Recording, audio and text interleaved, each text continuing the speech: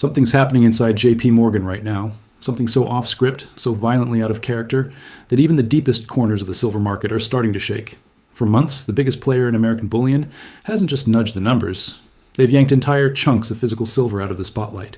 Huge vault positions are being shuffled like a magician hiding cards. Custodial accounts, normally boring, static, predictable, are suddenly being gutted and rebuilt.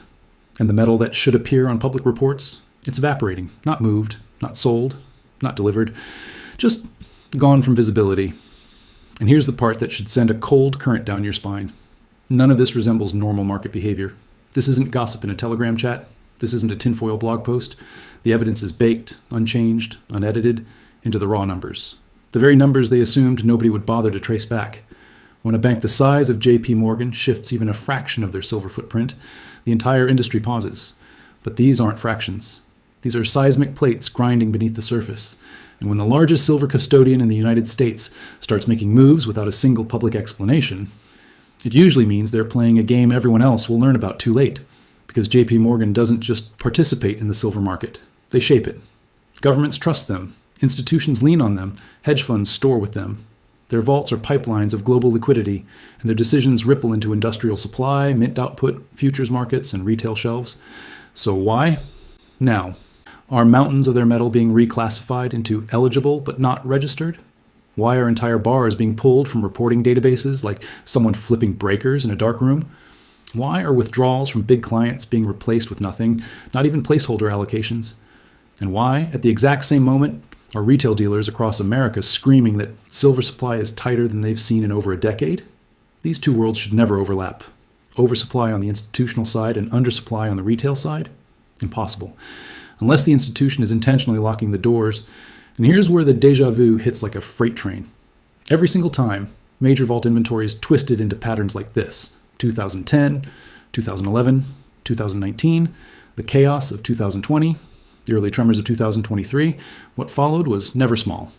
Silver spikes, industrial shortages, liquidity crunches that froze the market like a power outage. Moments when dealers quite literally could not source product at any price. So what exactly is happening behind those doors today? Why is metal flowing into blind corners of their accounting system? Why is metal leaving visibility but not leaving the vault? Who is orchestrating the shift, and what are they preparing for? Because banks don't hide silver when everything is fine. They hide it when they smell a shortage. They hide it when they expect industrial demand to detonate. They hide it when they expect spreads to rupture, volatility to explode, and price to break its leash. And right now, whether anyone wants to admit it or not, we're seeing the early fingerprints of all of it. JP Morgan hasn't said a word, not a press release, not a single routine reallocation excuse, just silence and disappearing tonnage. But insiders, people who've stared inside the machine for years, are whispering something darker, that some of the silver isn't disappearing into thin air. It's being moved into deep off-market storage, long-term, undisclosed, effectively invisible parking lots for metal that will not return to circulation anytime soon. If that's true, then JP Morgan is quietly signaling they believe the silver is more powerful in the shadows than in the open market. And the only time that happens is when they expect demand to crush supply so violently that visibility itself becomes a liability. Banks only pull metal off the books when price discovery is about to snap. They only restrict transparency when they expect the market to blow past its containment bands. They only tighten their grip when a system-level event is forming on the horizon. And now, once again, the pattern is back. Identical, methodical, ominous. The same pattern that has preceded every major silver upheaval of the last 15 years is repeating itself right in front of us. Let's peel this open, slowly. Because what JP Morgan just did to the silver market is one of the loudest silent alarms the financial world has seen in years. Over the last several months, analysts didn't just notice something odd. They watched a full-blown inversion erupt inside the world's largest bullion custodian. JP Morgan's eligible silver, the metal they keep under their own banner or store for high-net-worth clients, suddenly exploded upward like someone flipped a hidden switch. At the same time, their registered silver, the only silver available for delivery, the metal the market depends on, collapsed like a floor giving out beneath it. But here's the kicker. The silver didn't leave the vault. It didn't move across borders. It didn't get sold or shipped. It simply transformed into something the public can no longer touch. That's not a clerical update. That's not normal vault housekeeping. That is one of the most serious warning signals in the entire commodities universe, because shifting silver from registered to eligible means one thing.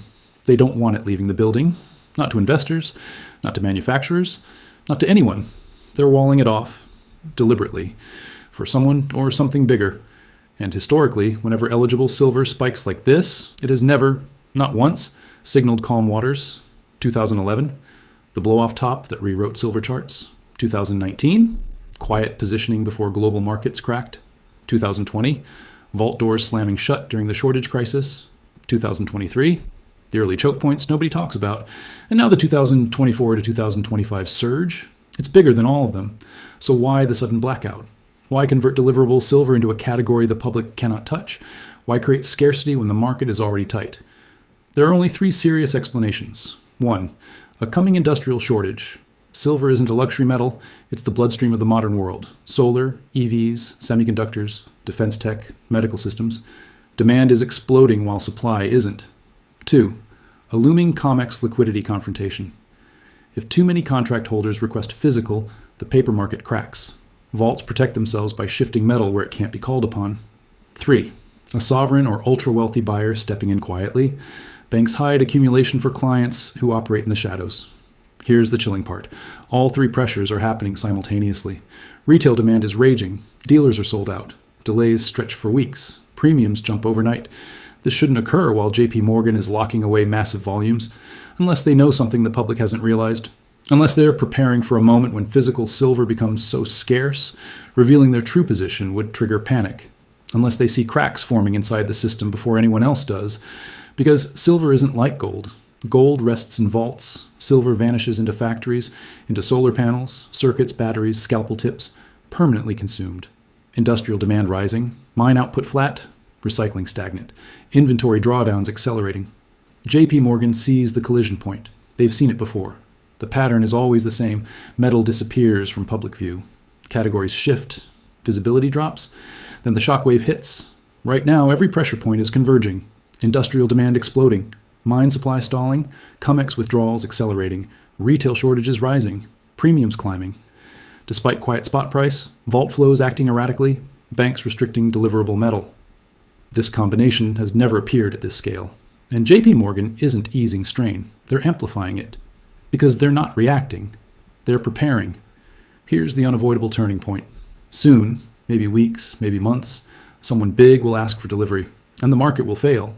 One contract, one refinery, one institutional request that cannot be fulfilled, and the illusion collapses. The world realizes the truth. The paper-silver system is massively over-leveraged.